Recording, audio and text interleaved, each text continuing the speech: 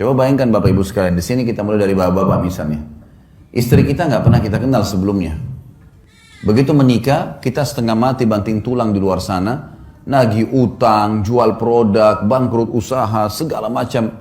Setelah selesai dapat hasil, kita tinggal kasih kepada istri kita.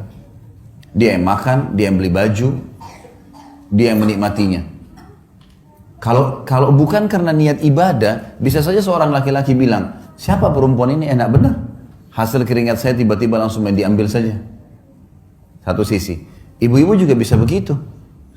Begitu akad nikah, mungkin di rumah ayahnya tidak pernah bekerja. Tiba-tiba menikah, laki-laki yang tidak dikenal, cuciin bajunya, siapin sarapannya, layani biologisnya, segala macam. Hamil anaknya dia, spermanya dia. Kalau bukan karena ibadah, orang akan berpikir, siapa laki-laki ini? Gitu. Makanya sering terjadi pertengkaran-pertengkaran dalam rumah tangga kadang-kadang dengan hal-hal yang kecil saja, karena memang dari awal bukan niatnya ibadah. Kalau ibadah pasti akan berbeda. Karena kita tahu suka dukanya akan ada, makin berat sesuatu yang kita jalankan, maka kembali kepada hadis Nabi SAW. Nabi bersabda dalam hadis Bukhari Muslim, Inna idhamal ajri ma idhamal bala. Allah akan memberikan balasan yang besar sesuai dengan kadar beban yang sedang diberikan. Emang begitu? Beda pahalanya orang pergi sholat musim dingin, susah sekali kalau mungkin di negara Eropa yang lagi musim salju dingin, dengan orang yang pergi sholat cuaca lagi enak. Ada cobaannya, lebih besar pahalanya. Beda semuanya, Allah menilai sesuai dengan kadarnya. Kita menikah, ada cobaan, ada ipar, ada tetangga, ada mertua. Mungkin ada cobaan-cobaan dari mereka. Tapi kalau niat ibadah, kita akan laluin. Karena ini semua ibadah. Saya tidak mungkin menikah dengan suami saya saja atau istri saya saja. Tapi saya juga tanda kutip menikah dengan keluarga mereka nih. Tidak mungkin dihapus status orang tuanya. Makanya banyak orang kalau tidak niat ibadah, mertuanya kalau datang, mungkin karena mertuanya cerewet misalnya. Maka dia menganggap, tidak usah datang deh. Bahkan tidak mau ikut sama suaminya atau sama istrinya kalau mengunjungin mertua. Bagaimana caranya kita hapus status mertua itu? Status orang tua dari pasangan kita? Nggak mungkin. Bagaimana caranya kita hapus status saudaranya yang merupakan ipar kita? Selamanya itu status nggak bisa dihapus. Tidak ada mantan orang tua, tidak ada mantan saudara, gitu kan? Maka ada orang yang tidak bisa menerima ini hanya karena cobaan-cobaan yang ringan. Permasalahannya karena dia tidak jadikan ibadah. Mertua cerewet, ya sudah, konsekuensinya.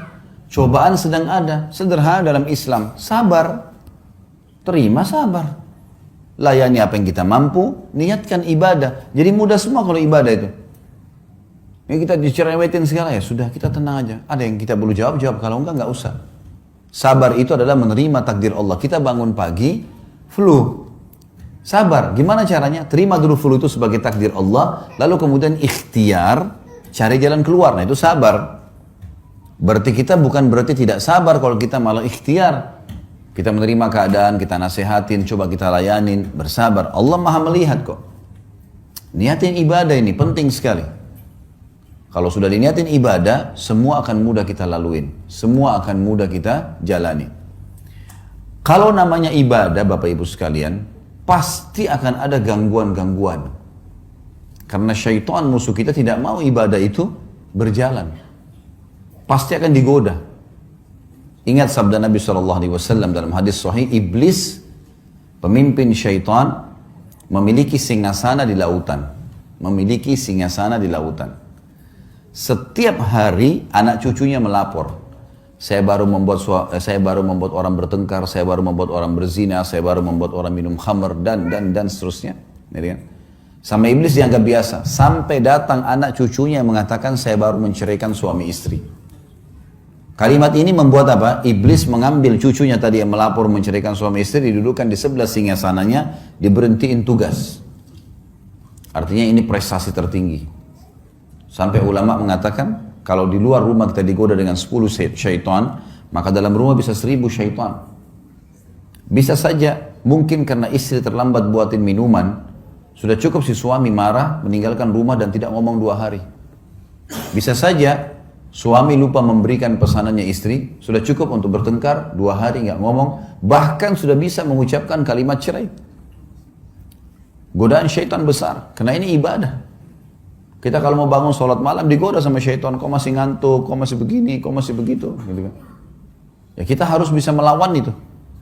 Karena syaitan hanya seorang marketing yang menawarkan produk dia, yaitu tinggalkan ibadah. Itu produknya, bagaimana dia bisikkan segala macam hal, supaya kita tidak melakukannya. Ini yang pertama teman-teman sekalian, jadi kita harus menjadikan rumah tangga kita adalah ibadah. Maka ikhlaskan niat karena Allah.